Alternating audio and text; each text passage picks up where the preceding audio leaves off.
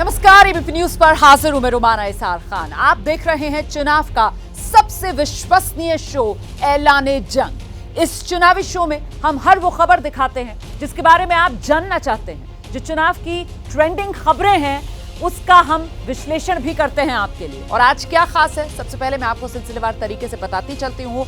आज वो कौन कौन सी रिपोर्ट्स जो गहराई से हम आपके सामने रखने वाले हैं। बिहार में खेल हो गया, पप्पू फेल हो गया क्या, पूरा विश्लेषण आगे आपके लिए खास तैयार किया है हमने। अच्छा, बिहार से ही देखिए, चिराग की राजनीति का जीजावाद, इसका मैं खुलासा करूंगी आज। और साथ ही उत्तर प्रदेश में अखिलेश के घर में मचा है क्लेश, इसको लेकर भी विस्तार से रिपोर्ट तैयार है।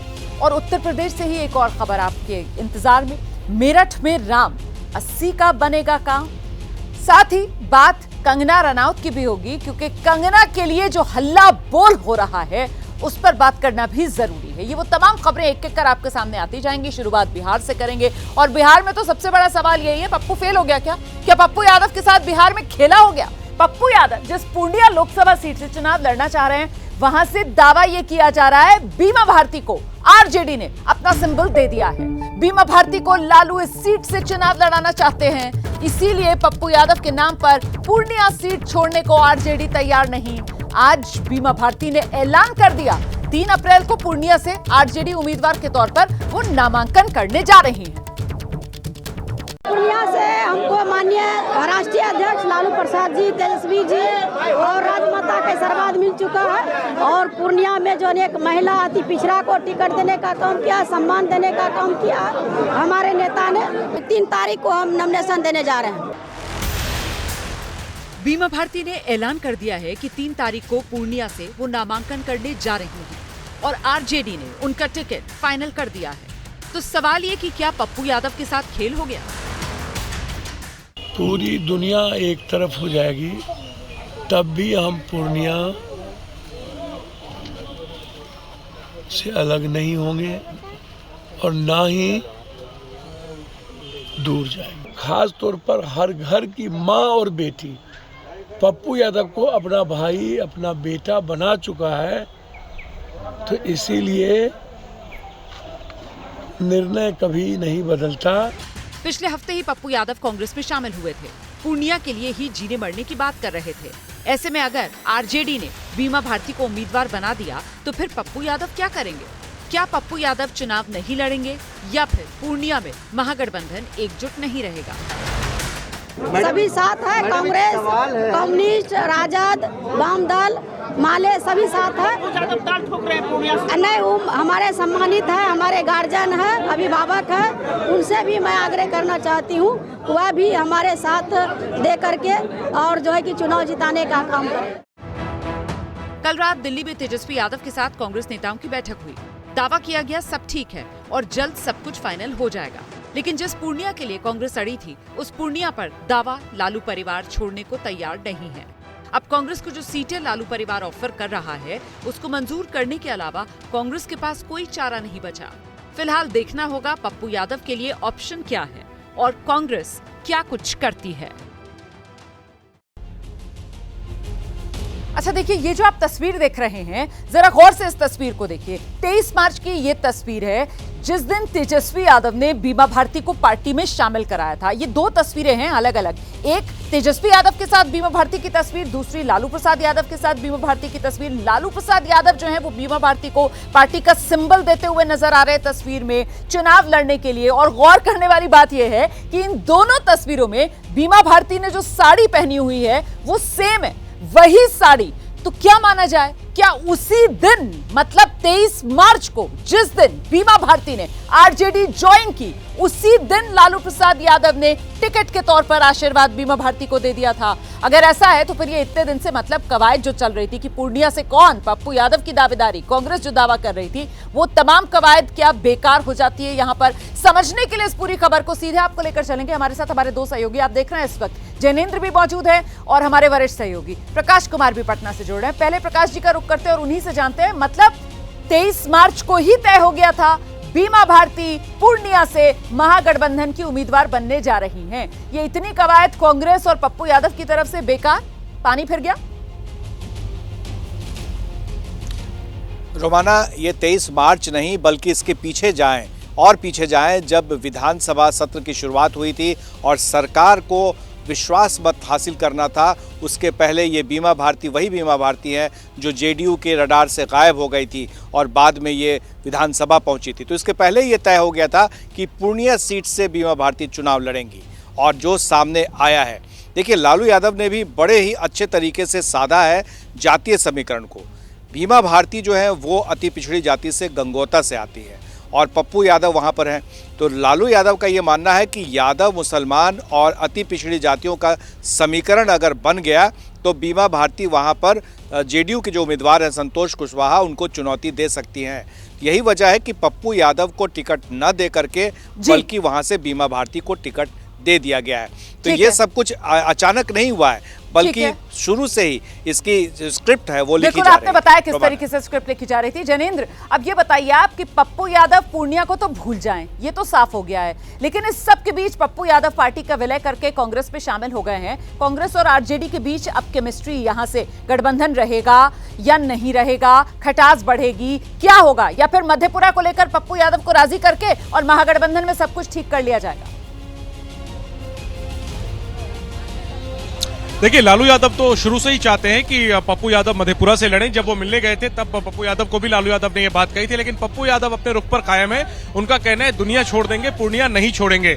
मुझे ये बताया गया है कि पप्पू यादव जो है वो पूर्णिया से अकेले निर्दलीय अपने दम पर, या फिर जो उनकी पार्टी है, कहने को उन्होंने पार्टी का विलय कर लिया कांग्रेस में, लेकिन अभी भी उनकी पार्टी तो इंटैक्ट है ही, तो अपनी पार्टी के सिंबल पर भी वो पूर्णिया लड़ सकते हैं। लेकिन जहां एक तरफ लालू यादव जो है वो अड़े हुए हैं कि वो किसी भी सूरत में पूर्णिया नहीं छोड़ेंगे कांग्रेस को, और पप्पू यादव के लिए तो बिल्कुल भी नहीं, तो दूसरी तरफ कांग्रेस भी अपनी तरफ से पूर्णिया को लेकर दबाव बनाए हुए है। आज भी कांग्रेस की तरफ से ये कोशिश की गई, कोशिश जारी है पूर्णिया को लेकर, लेकिन कहीं ना कहीं कांग्रेस के नेता भी ये मानते हैं कि लालू यादव पीछे हटने वाले नहीं है। पूर्णिया के अलावा बाकी 9 सीटों पर जो है वो बात बन गई है। औपचारिक ऐलान का इंतजार किया जा रहा है। आज संभावना थी, लेकिन आज जो है वो ये परिस्थिति तो फिलहाल ऐलान की नजर नहीं आ रही है। जी देखो, तो मतलब कांग्रेस तो आरजेडी के साथ अपने रिश्ते खराब नहीं करेगी। देखना ये होगा पप्पू यादव क्या एक बार फिर से एकला चलो वाली राह पकड़ेंगे। बहुत जरा बात महाराष्ट्र की, क्योंकि मामला महाराष्ट्र में भी ठीक तो देखिए नहीं कहा जाएगा। शिवसेना के उम्मीदवारों की लिस्ट आज उद्धव ठाकरे ने जारी कर दी और उधर दूसरी तरफ से कांग्रेस नेता संजय निरुपम नाराज हो गए।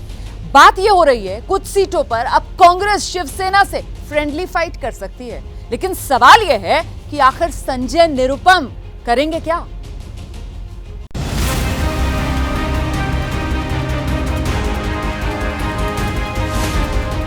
उद्धव ठाकरे ने उतारे 17 उम्मीदवार। महाराष्ट्र में अघाड़ी में शुरू हो गई तकरार और नाराजगी का चेहरा बने हैं संजय निरुपम। कांग्रेस नेता संजय निरुपम की सियासत और ताकत के बारे में आपको बताएंगे। उससे पहले सुनिए कैसे मुंबई नॉर्थ वेस्ट सीट से उम्मीद लगाए बैठे निरुपम बागी तेवर दिखा रहे हैं। तो भोजन के साथ जिन्होंने दलाली खाई है भोजन में, कांग्रेस के कार्यकर्ता नहीं, कांग्रेस को मानने वाले मतदाता भी इस खिचड़ी चोर के लिए काम नहीं करेंगे, उसको वोट नहीं देंगे। अगर शिवसेना को ऐसा लगता है कि वो अकेले दम पे पूरे एमवीए अलायंस को अपने कंधे पे खींच लेगी, तो वो बहुत बड़ी गलतफहमी में है। जिस तरीके से मुंबई की 6 में से 5 सीटें शिवसेना के हवाले कर दी गई, वो निश्चित तौर पर कांग्रेस पार्टी को मुंबई में पूरी तरह से दफन करने का एक कार्यक्रम है। साफ है निरुपम आर पार के मूड में है और चुनाव से पहले ये बात महाविकास अघाड़ी और खासकर कांग्रेस के लिए खतरे की घंटी बन सकती है। उद्धव की शिवसेना ने मुंबई की नॉर्थ वेस्ट सीट से अमोल कीर्तिकर को उम्मीदवार बनाया है। उनके पिता गजानन कीर्तिकर शिंदे गुट से मौजूदा सांसद हैं।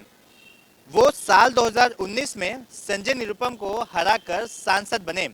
संजय निरुपम मुंबई की राजनीति में कांग्रेस का चेहरा माने जाते हैं। अगर कांग्रेस उनके लिए भी सीट नहीं बना पाती तो यहां फ्रेंडली फाइट के विकल्प पर भी विचार हो सकता है। वैसे संजय निरुपम के बयान पर महाराष्ट्र की महाविकास अघाड़ी में जुबानी जंग तेज हो गई है। संजय निरुपम जी रोज टेलीविजन में आकर, सोशल मीडिया में आकर यह बात कहेंगे कि अमोल भैया कीर्तिकर के ऊपर जांच शुरू है, ईडी उनको पकड़ने आई है। देखिए भैया, किसी के ऊपर जांच शुरू होने से दोषी नहीं हो जाता। आपके ऊपर अन्याय हो रहा है, यदि आपको टिकट नहीं मिल रहा है तो आप कांग्रेस पार्टी से जाकर कहिए, आप कांग्रेस पार्टी पर दबाव बनाइए, न कि टेलीविजन में आकर आप दबाव बनाते हैं।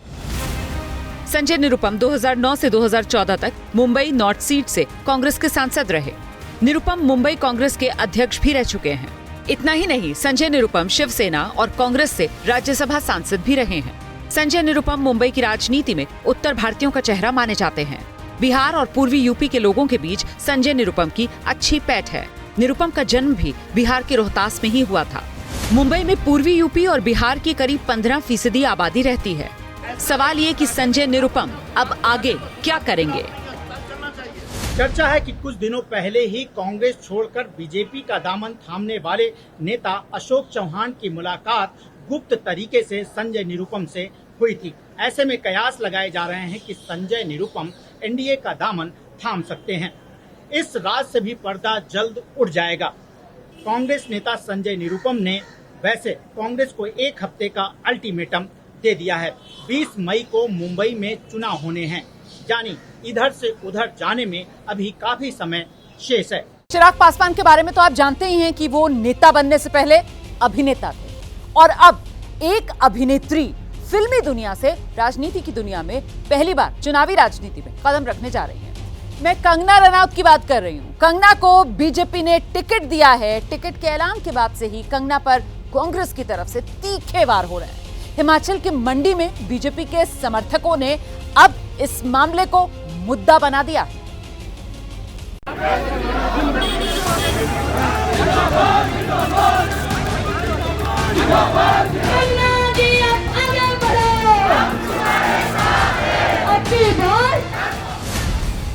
कंगना रनौत को लेकर बीजेपी के समर्थक सड़कों पर उतरे हुए हैं।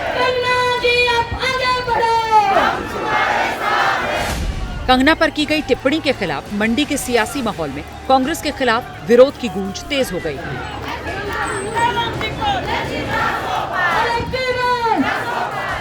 तस्वीरें हिमाचल की मंडी की हैं, जहां से बीजेपी ने कंगना रनौत को उम्मीदवार बनाया। सोशल मीडिया पर कंगना के चरित्र पर चोट करने की जो कोशिश कांग्रेस प्रवक्ता सुप्रिया श्रीनेत के सोशल मीडिया अकाउंट से की गई, उसी के विरोध में बीजेपी के नेता और कार्यकर्ता सड़क पर हैं। सुप्रिया जी को और कांग्रेस के तथाकथित नेता को, उनकी पार्टी को समस्त नारी शक्ति से माफी मांगने की आवश्यकता है। भारतीय जनता पार्टी ही एकमात्र ऐसा संगठन है जिसने बारंबार नारी को नमन किया है। रविवार को बीजेपी ने उम्मीदवारों की जो लिस्ट जारी की, उस पे कंगना को मंडी से उम्मीदवार बनाया। इसके बाद सोमवार को उनके खिलाफ टिप्पणी की गई, जिसके बाद से कांग्रेस सफाई पर सफाई दे रही है। लेकिन बावजूद इसके पार्टी बैकफुट पर है और बीजेपी का सवाल अब मंडी के सम्मान का बन चुका है। कांग्रेस की एक नेत्री सुप्रिया सोलेट ने जो जिस तरह से बात कही है अपने सोशल मीडिया हैंडल के माध्यम से, जो बात बहुत चुभी है देवभूमि हिमाचल प्रदेश के लोगों को, मंडी के लोगों को, और दूसरी बात जिस भाषा का इस्तेमाल उसमें किया गया है वो बहुत आपत्तिजनक है। ये मंडी वो मंडी नहीं जिस मंडी को वो परिभाषित करने की कोशिश कर रहे हैं। ये मंडी वो मंडी है जो मांडव ऋषि के नाम से इसका नामकरण हुआ है।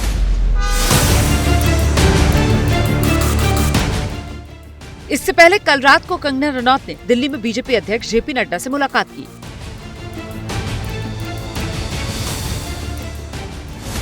– 2019 के लोकसभा चुनाव में हिमाचल की सभी 4 सीटें बीजेपी ने जीती थी, लेकिन 2021 के उपचुनाव में कांग्रेस की प्रतिभा सिंह मंडी सीट पर जीत गई। कांग्रेस ने अभी पत्ते नहीं खोले। प्रतिभा सिंह सहित कई नामों की चर्चा हो रही है। 2021 के उपचुनाव में प्रतिभा सिंह जब कांग्रेस उम्मीदवार बनी तब पार्टी को 3,65,000 वोट मिले, जबकि बीजेपी उम्मीदवार को 3,56,000 वोट मिले। कभी बीजेपी तो कभी कांग्रेस, इस सीट पर जीत हार की अदला बदली होती रही है। 2019 में बीजेपी रिकॉर्ड वोटों से जीती थी। कांग्रेस किसे मैदान में उतारती है, उसके बाद मंडी की सियासी पिक्चर में लड़ाई की ताकत का अंदाजा हो पाएगा। ऐलान जंग देख रहे हैं और अब मैं आपको बताने वाली हूँ कैसे जेल से खेल हो गया। जी, बात उत्तर प्रदेश की राजनीति की हो रही है। आजम खान जेल की सलाखों के पीछे हैं, लेकिन इलाके में समाजवादी पार्टी की सियासत में उन्होंने बड़ा उलटफेर कर दिया है। आजम खान ने मुरादाबाद के सांसद एसटी हसन का टिकट कटवा दिया और अपने समर्थक वैश्य समाज की रुचि वीरा को मुरादाबाद से उम्मीदवार बनवा दिया। उधर रामपुर में भी समाजवादी पार्टी जिसे उम्मीदवार बनाना चाह रही है, उसके खिलाफ अपने समर्थक का नामांकन भी आजम खान ने सलाखों के पीछे से करवा दिया। कल समाजवादी पार्टी के उम्मीदवार के तौर पर एसटी हसन ने नामांकन किया, तो आज उसी मुरादाबाद सीट से समाजवादी पार्टी के उम्मीदवार के तौर पर ही रुचि वीरा ने नॉमिनेशन कर दिया। मतलब एक सीट और 2 उम्मीदवार। अब फैसला अखिलेश यादव को करना है कि वो किसे चुनते हैं। नामांकन के आखिरी दिन हुए इस खेल ने मुरादाबाद में समाजवादी पार्टी का सियासी गणित बिगाड़ कर रख दिया है। सवाल ये है कि नामांकन कौन वापस लेगा और ऐसी नौबत आई ही क्यों? भाई ये 1000 बार अब तक ये सवाल पूछ चुके हैं। भाई इस सवाल से बाहर आइए, अब आगे सब लोग भाई तो ये कौन क्लियर करेगा? भाई मैं अभी अपने राष्ट्रीय अध्यक्ष जी का सिंबल लेकर, एबी फॉर्म लेकर अपना पर्चा भर के आई हूँ। बाकी ये तो राष्ट्रीय अध्यक्ष जी बता सकते। देखिए, मुझे पार्टी ने आदेश दिया था और मुझे सिंबल दिए थे, और आज मुझे पता चला एक दूसरे कैंडिडेट ने भी नामांकन करा है। अब फैसले हाईकमांड के ऊपर है मेरे। देखिए, अखिलेश यादव जी, आजम खान साहब, ये सब हमारे नेता, और अभी कोई ये तो है नहीं कि 30 तारीख तक के वो मैं नहीं लड़ूंगा। एसटी हसन अभी मुरादाबाद से सांसद हैं। 2019 की मोदी लहर में भी वो जीत कर आए थे और पार्टी ने उन्हें ही उम्मीदवार बनाया था। लेकिन कहा जा रहा है कि लोकल राजनीति के फेर में हसन साहब का पत्ता साफ हो गया और पर्दे के पीछे खेल हुआ जेल से। एसटी हसन समर्थक नाराज हैं और रुचि वीरा के खिलाफ मोर्चा खोल दिया है।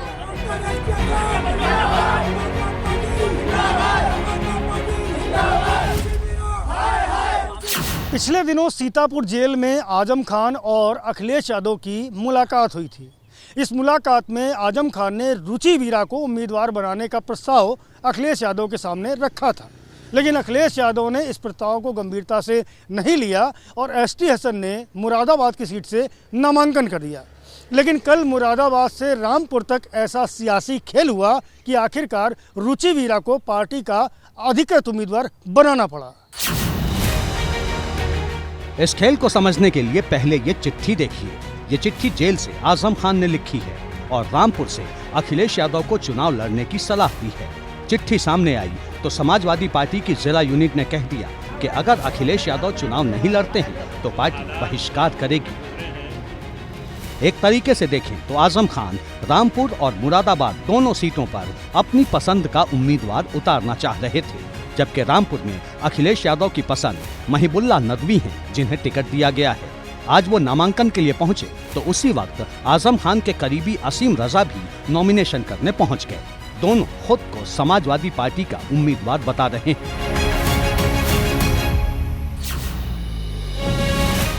जेल में रहते हुए अब मामला दोनों सीटों पर आजम खान ने फंसा दिया है।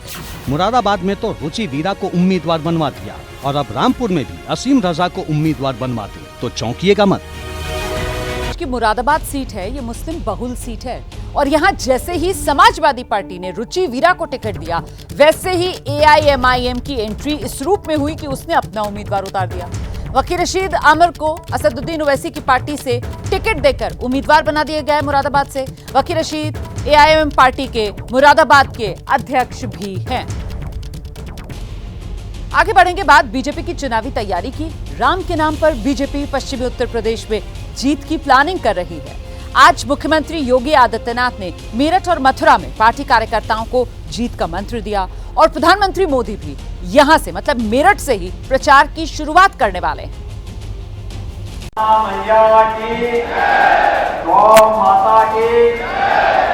पहली तस्वीर उत्तर प्रदेश के मथुरा की है, जहां से मुख्यमंत्री योगी आदित्यनाथ ने चुनाव प्रचार की शुरुआत की। दूसरी तस्वीर मेरठ की, जहां से प्रधानमंत्री मोदी चुनाव प्रचार की शुरुआत करने वाले हैं। मेरठ में रामायण के राम अरुण गोविल तो मथुरा में हेमा मालिनी बीजेपी की उम्मीदवार हैं। उम्मीदवारों के ऐलान के बाद मथुरा और मेरठ में आज प्रबुद्ध वर्ग का सम्मेलन हुआ, जिसमें सीएम योगी शामिल हुए। होली के गाने सुनते थे, होली खेले रघुवीरा अवध में, ये गाना तो हम सुनते बहुत थे, लेकिन अवध में जब जाते थे तो रघुवीर के दर्शन होते ही नहीं थे। पहली बार 500 वर्षों के बाद अयोध्या में रामलला ने होली। अरुण गोविल की उम्मीदवारी से मेरठ में बीजेपी के कार्यकर्ता खुश हैं। अभी जो अयोध्या में राममय माहौल था, मेरठ में पूरा राममय माहौल हो चुका है। बहुत ज्यादा माहौल बदलेगा क्योंकि रीजन है ना, राम जी आ रहे हैं। भारी मतों से राम जी जीतेंगे हमारे। और इसमें दिलचस्प बात ये है कि जैसे पहले कोई भी किसी प्रत्याशी को कोई भी आवंटन होता था तो प्रत्याशी हाथ जोड़कर वोट मांगते थे। इस बार क्या होगा, जनता हाथ जोड़ेगी भी और वोट भी देगी। सिर्फ और सिर्फ राम लहर है। मोदी जी 400 पार, लोग देखेंगे हमारी लोकसभा में राम आए हैं। टिकट मिलने के बाद पहली बार कल शाम को ही बीजेपी उम्मीदवार अरुण गोविल मेरठ पहुंच गए। यहां उन्होंने औगड़नाथ मंदिर में पूजा की और फिर आशीर्वाद लेकर चुनावी समर में उतर पड़े।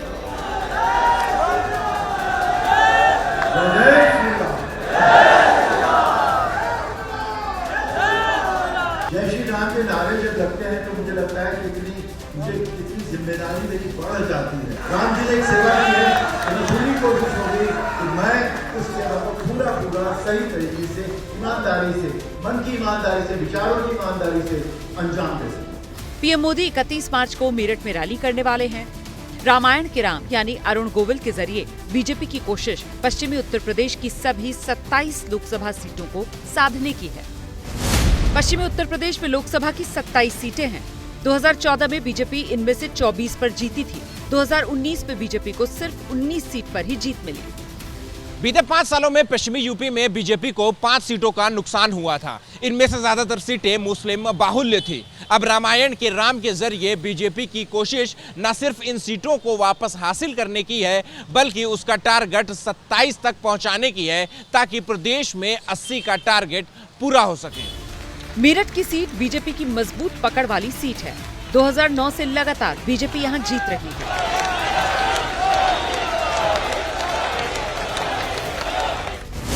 2019 में बीजेपी को यहां 5,86,000 और विपक्ष के उम्मीदवार को 5,81,000 वोट मिले। 26 अप्रैल को दूसरे चरण में मथुरा और मेरठ में वोटिंग है। 17-18 साल की उम्र में करियर बनाने के लिए मुंबई चले गए। अभी भी मेरठ में इनके रिश्तेदार रहते हैं। अभी 2 साल पहले एक समारोह में शामिल होने मेरठ पहुंचे थे और कल लोकसभा का टिकट लेकर सांसद बनने पहुंचे हैं। और देखिए, बड़ी खबर आ रही है। अरविंद केजरीवाल को हाईकोर्ट से राहत नहीं मिली है। अरविंद केजरीवाल ने अंतरिम रिहाई की मांग की थी। अब 3 अप्रैल को इस मामले में हाईकोर्ट में अगली सुनवाई होगी। हाईकोर्ट ने ईडी को 2 अप्रैल तक जवाब देने को भी कहा है। अरविंद केजरीवाल की ने गिरफ्तारी और ईडी रिमांड दोनों को चुनौती दी थी हाईकोर्ट में। और इस बीच कल मतलब 28 मार्च जो ईडी को रिमांड दी थी राउज एवेन्यू कोर्ट ने, उसकी मियाद भी खत्म हो रही है। केजरीवाल को रिहा करो। मेरा शरीर जेल में है, लेकिन आत्मा आप सबके बीच है। आंखें बंद करो, मुझे अपने आसपास महसूस करोगे। एक बार फिर उसी जगह से सुनीता केजरीवाल ने सीएम केजरीवाल का संदेश पढ़कर सुनाया। सुनीता केजरीवाल की कही ये बात इस वक्त सोशल मीडिया पर वायरल हो चुकी है। इस वीडियो पर रील की बाढ़ आ गई है। दूसरी तरफ बीजेपी नेता तेजिंदर पाल बग्गा ने कुछ इस अंदाज में आम आदमी पार्टी पर तंज कसा। मैं आंखें बंद करके देखने की कोशिश कर रहा था कि शायद केजरीवाल जी नजर आ जाए। अभी तो भाभी जी कह रही थी कि आप आंखें बंद करके देखेंगे तो केजरीवाल जी नजर आ जाएंगे, बट भाभी जी मुझे तो केजरीवाल जी नजर आए नहीं। भाभी जी क्या आप झूठ बोल रही थी? मैंने पिछले 15 मिनट से आंखें बंद करके बहुत कोशिश की कि शायद केजरीवाल जी आएंगे। सोशल मीडिया पर इस तरह से आम आदमी पार्टी और बीजेपी के बीच जंग लड़ी जा रही है, तो सदन से लेकर सड़क तक भी संग्राम अपने चरम पर है। केजरीवाल को रिहा करो। विधानसभा के बाहर ये दिल्ली सरकार के मंत्री हैं। पीले कपड़ों में आतिशी और सौरभ भारद्वाज की अगुवाई में आम आदमी पार्टी के विधायक नारेबाजी कर रहे हैं। इनकी टी शर्ट के पीछे लिखा है, मैं भी केजरीवाल। इस विरोध प्रदर्शन के बीच सबसे ज्यादा चौंकाने वाली तस्वीर आप विधायक प्रवीण कुमार की सामने आई, जो अपने शरीर को जंजीरों में बांधकर विधानसभा पहुंचे। आज हाउस में भी इसी तरीके से विरोध करेंगे आप लोग? लगातार विरोध चल ही रहा है। सड़कों पे पूरे देश भर में विरोध चल रहा है। देश की जनता सड़कों पे आ रही है और लगातार विरोध चल रहा है। ठीक है। तो ये प्रवीण देशमुख आम आदमी पार्टी के विधायक। दूसरी तरफ बीजेपी विधायक भी आपके खिलाफ नारेबाजी कर रहे हैं। सदन के बाहर भी ऐसा ही नजारा नजर आया जब आप विधायकों ने बीजेपी विधायक विजेंद्र गुप्ता को घेर कर नारेबाजी की। किस तरीके से जो तमाम जो विधायक हैं बीजेपी के हों, आम आदमी पार्टी के हों, वो एक दूसरे से उलझते हुए नजर आ रहे हैं, एक दूसरे के खिलाफ नारेबाजी करते हुए नजर आ रहे हैं। सदन के अंदर भी संग्राम जारी रहा और सत्ताधारी आपके विधायक वेल में विरोध करने लगे, जिसके बाद सिर्फ 15 मिनट में ही सदन को स्थगित करना पड़ा। आज एक सिटिंग चीफ मिनिस्टर को गिरफ्तार कर लिया गया है, एक नेशनल पार्टी के नेशनल अध्यक्ष को गिरफ्तार कर लिया गया है। आज हम लोकतंत्र को बचाने के लिए लड़ाई लड़ रहे हैं और आज ये लड़ाई सिर्फ आम आदमी पार्टी की नहीं है, ये लड़ाई इस देश के हर नागरिक की है कि हमें लोकतंत्र को बचाना है, संविधान को बचाना है। ऐसा कोई बचा नहीं जिसको अरविंद केजरीवाल ने ठगा नहीं, सबको ठगने का काम किया है। शराब घोटाले में 100 करोड़ से ज्यादा की घूस, शराब घोटाले का किंग पिन अरविंद केजरीवाल जी। वैसे केजरीवाल की गिरफ्तारी के बाद बीजेपी और आम आदमी पार्टी एक दूसरे को घेरने का कोई मौका नहीं छोड़ रही। 30 हजारी कोर्ट के बाहर आपके लीगल सेल ने भी प्रदर्शन किया।